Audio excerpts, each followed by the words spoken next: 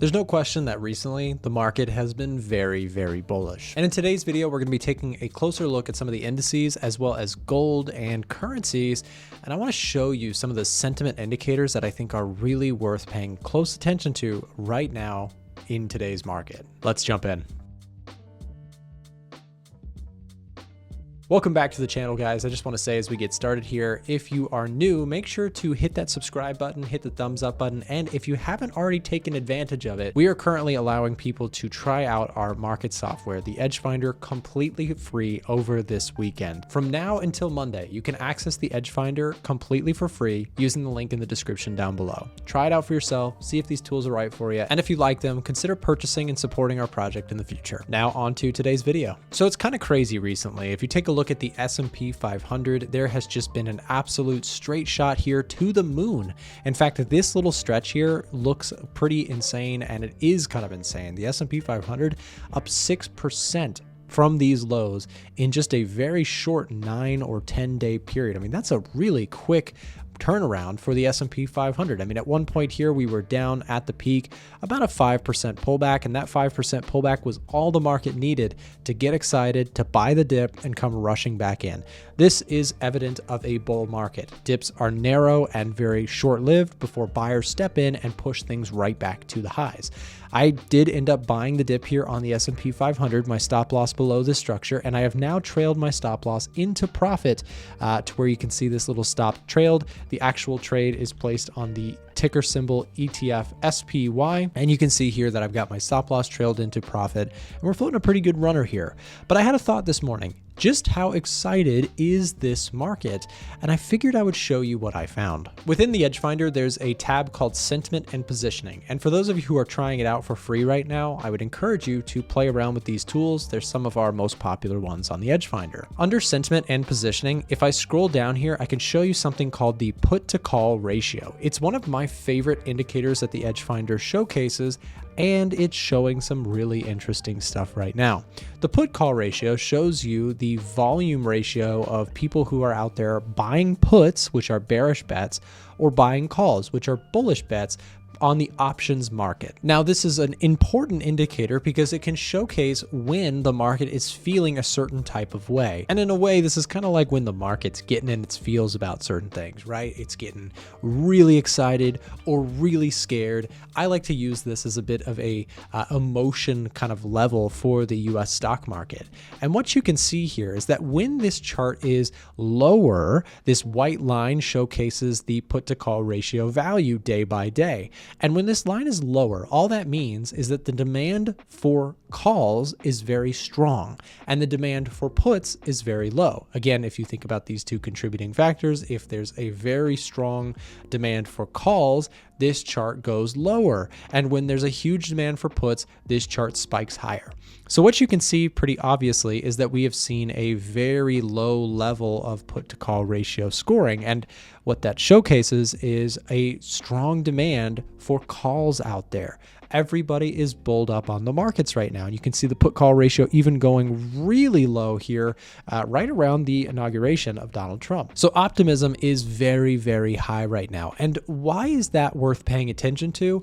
Well, this is what I like to call a contrarian indicator, meaning when everybody gets too one-sided in markets, it does not necessarily mean that the market has to reverse. And while it doesn't necessarily tell us exactly when the market's going to turn, if one side of the boat is really heavy and then everyone runs to the other side, it can cause the ship to you know what. So the point is, where I'm a little cautious on the markets right now is everybody is so bulled up. And when we look at the S&P 500 or the NASDAQ, which are ripping to fresh highs, I guess the S&P is the top dog here. Same thing with the Russell, had a really nice bounce back, although it doesn't look like as much. It's up 7% from those lows. So really big bounce back for a lot of stock indices, and especially some, of the kind of underperformers last year. We see the Dow Jones actually surprisingly up 6.4%. This is a really big move for what is traditionally more of a value-centric index. So my cautionary tale here is that everybody seems to be very optimistic about stocks, and I too am optimistic about stocks,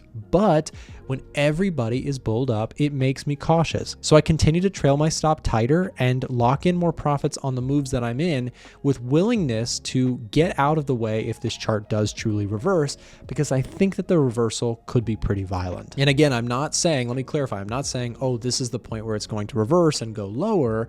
I'm just saying that when the market does get something that scares a little bit, I think that the sell-off could be pretty quick and pretty heavy. We can also take a look at the commitment of traders tool on the Edge Finder. And if I filter for symbols here, and let's just say I add SPX, we'll add Russell, we'll add the NASDAQ, and we'll add the Dow Jones as well.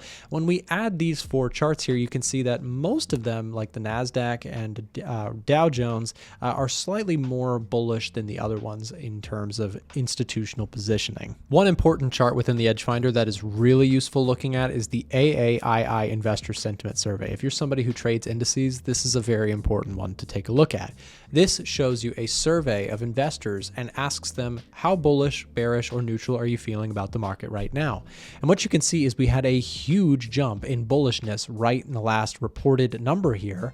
And that again puts me back on high alert and cautionary tale. I love when this thing is declining to look for bullish setups, but I get more nervous looking for long setups when everybody's kind of bulled up in the markets. One of the things that I've learned as a trader over the years is that when sentiment is really extreme one way, it's not about necessarily a great timing indicator, but the risk to reward starts to get better and better or worse and worse, depending on which side of the sentiment you're on. Now, another thing that we need to discuss today is the recent rise in the price of gold. We're back to just about the all-time highs for gold spot price, trading today just around 27.80, which is quite an impressive move to the upside. And this chart should also just make you a little bit cautious out there. When you see gold rising dramatically, usually it's not for a good thing, right? Usually gold rising is because people are worried about something. And in this case, perhaps investors are worried about the Russia-Ukraine situation. Many people are pointing out that, Trump made big claims that within 24 hours, the war would be over. And of course, it's not over. There's still actively, plenty of stuff going on there. Now, I'm not necessarily criticizing Trump because we know Trump has a very repeated pattern of making very big, ambitious claims, and then, sometimes delivering, sometimes not. The point is, with the Russia-Ukraine war, the longer that goes on and does not resolve quickly, it may be making investors a little bit nervous. I personally remain neutral on gold, and though the technicals look good, I don't really love the fundamental side of things. And what I mean by that is that if I take a look at the dollar is a little bit lower, and I think that's helping the story here, but I would still suggest that the overall kind of story for the dollar looks pretty positive. If we take a look at the U.S. Economic Heat Map tab within the Edge Finder, and by the way, you can find that here on your left-hand side when you're trying out the Edge Finder, U.S. Economic Heat Map, click that button and you can see all of the major economic data that the Edge Finder tracks and updates for you conveniently to be able to look at this heat map anytime you want. Most of this still suggests dollar strength in my opinion, and I'm actually actively looking for opportunities to look for dollar long setups myself. And so that makes me a little bit more cautious on getting long gold. That being said, this short-term weakness in the dollar is definitely helping out the price of gold. You can see we've been discussing this for a while. Finally, a little bit of a pullback in the dollar is finally causing that gold price action to break out. Though personally, like I said, I am not super sold on getting really heavily long gold right now, and I'd like to see more dollar weakness on the back of kind of a weaker economic data prints than just anything else. So that's what I'm looking for personally. So I'm just kind of on the sidelines with gold and continue to focus mostly on the indices. Also, we've had a lot of people ask not just for the US economic data heat map, but also for the UK, Europe, and Japan. And I'm excited to just announce that we are planning to be able to have that up and running sometime in the next few weeks, available to Edge Finder users. And just a quick reminder, if you are not already trying out the Edge Finder and you are taking your fundamental analysis seriously, this is an excellent opportunity to spend some time this weekend with the free trial that we are offering right now to our audience.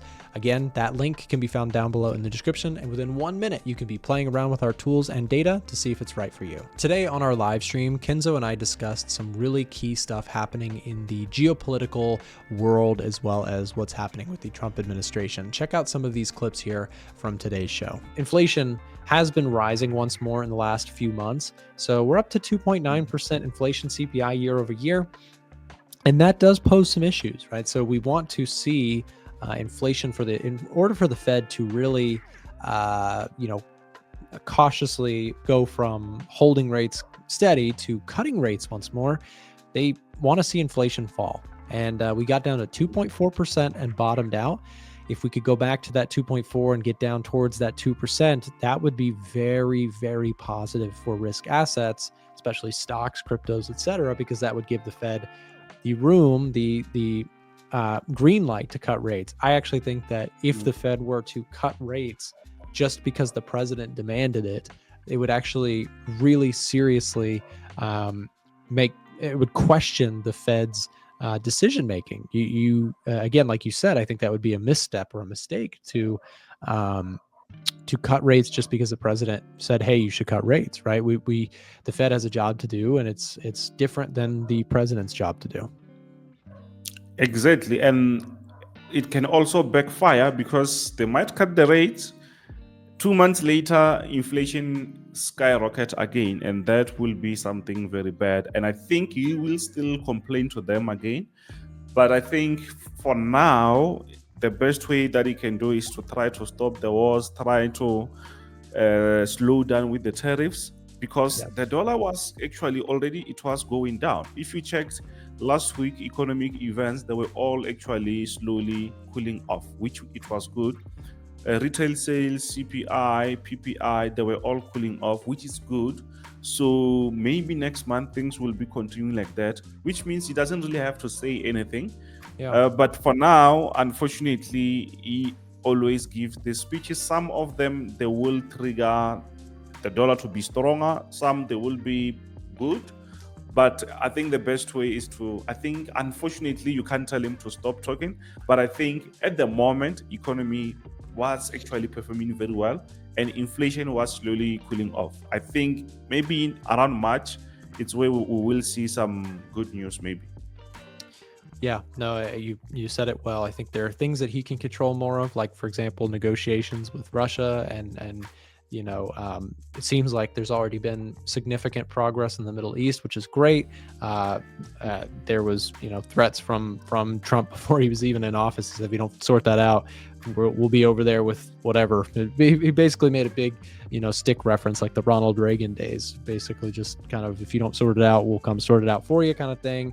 And it may have seemingly worked in the Middle East. The question is, will we see some progress with Russia and Ukraine? That would probably be the biggest way, as you mentioned, to help with the inflation story. That, and as you also said, tariff rollouts being slow and steady rather than all at once could actually keep inflation less worrisome to the market, and perhaps we could finally see inflation drop. I really think it comes down to that oil price. That is going to be so key to the story here of 2025. And if there's failure here, right, if this does not work out, I too am optimistic and hopeful that this works. And regardless of your politics, I would imagine most people are also on the same page, like, hey, I hope it works.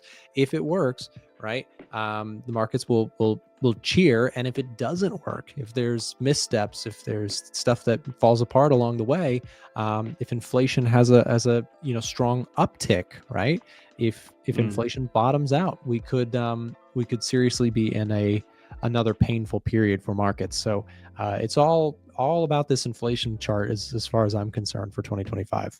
If you're someone who watches my channel and you're from outside of the US, I want to tell you quickly about our top broker partner here on the channel, 8cap. 8cap is regulated by ASIC and SCB, and through TradingView, you can actually trade directly with your 8cap account. They also offer very competitive spreads and commissions. They have a wonderful support system and team, and you can trade anything from forex pairs, commodities, indices, and even some select stocks. Check out 8cap using the link down below in the description, and there are some special sign-up perks if you use that link down below again in the description. Thanks for watching.